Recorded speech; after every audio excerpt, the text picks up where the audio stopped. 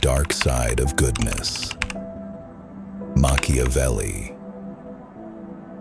Most people are taught to be good, kind, generous, forgiving, but Machiavelli knew better. He saw what many still refuse to accept. That unchecked goodness is a weapon, not in your hands, in theirs. Because if your kindness has no boundaries, someone will use it as a leash. They'll exploit your loyalty, manipulate your empathy, and while you believe you're helping, they're building thrones on your back. You think being good makes you safe, but in a world ruled by power, it often makes you predictable. And nothing is more dangerous than being predictable in the eyes of those who seek control. The dark side of goodness isn't about evil. It's about blindness to the games others play while you assume they're sincere. The naive man gives endlessly, expecting reciprocity. But the cunning know this. When you expect fairness, you become easy to deceive. Machiavelli warned, the world isn't ruled by saints. It's shaped by those who understand masks, leverage, and timing. If your goodness isn't paired with awareness, it's not a virtue. It's a vulnerability. The man who survives isn't the softest. It's the one who knows when to be soft and when to be steel. The problem with always being nice is that people learn to exploit your kindness as a weakness. They don't fear losing you because they assume you'll always stay.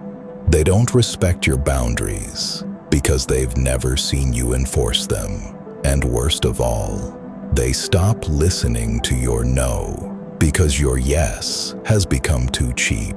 Machiavelli didn't warn against kindness because it's morally wrong.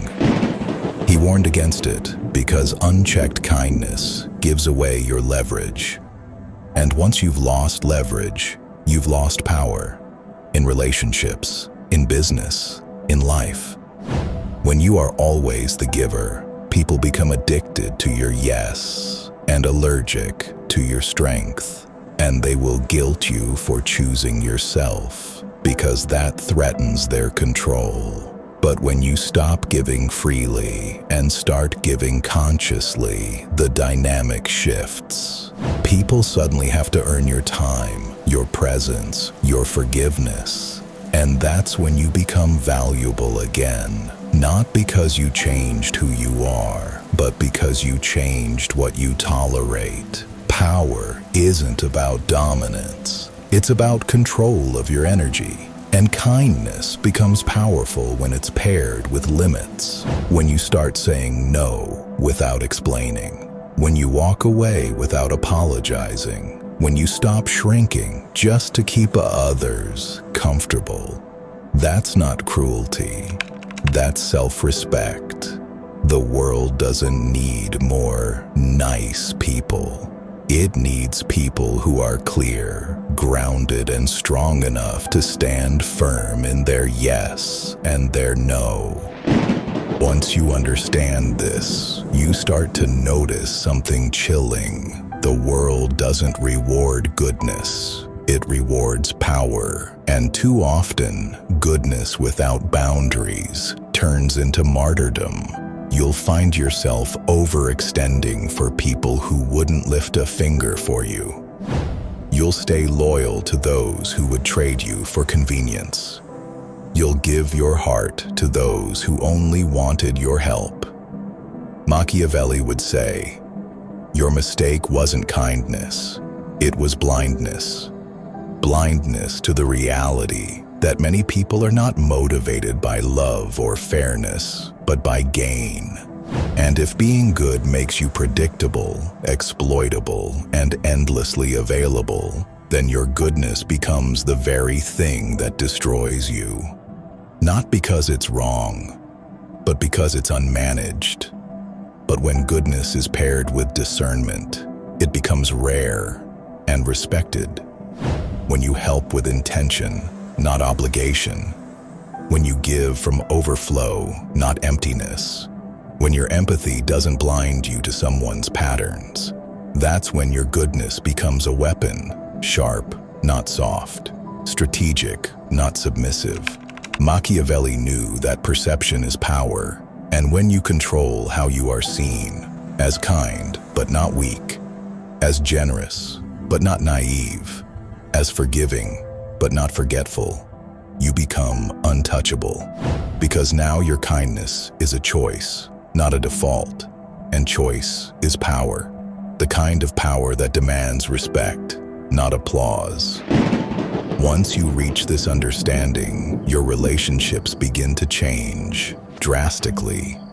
You no longer chase people who undervalue you. You no longer apologize for protecting your peace. You stop feeling guilty for saying no, because you finally realize your goodness is yours. It's not something others are entitled to.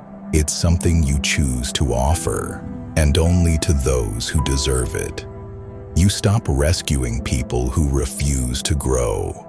You stop explaining yourself to those committed to misunderstanding you. You understand that your time, your energy, your presence are currency, and not everyone has earned the right to spend it. That's when you stop being used and start being respected. In the end, the dark side of goodness is this: when left unchecked, it can become your greatest weakness, but when wielded wisely, it becomes your greatest weapon. Machiavelli never told you to abandon kindness, only to master it, to use it with intent, with control, with clarity, not to be liked, not to be accepted, but to rule your world with grace and precision. In a world that confuses kindness with submission, the one who leads with goodness and power becomes unstoppable. And in that balance, you find not only survival, but sovereignty.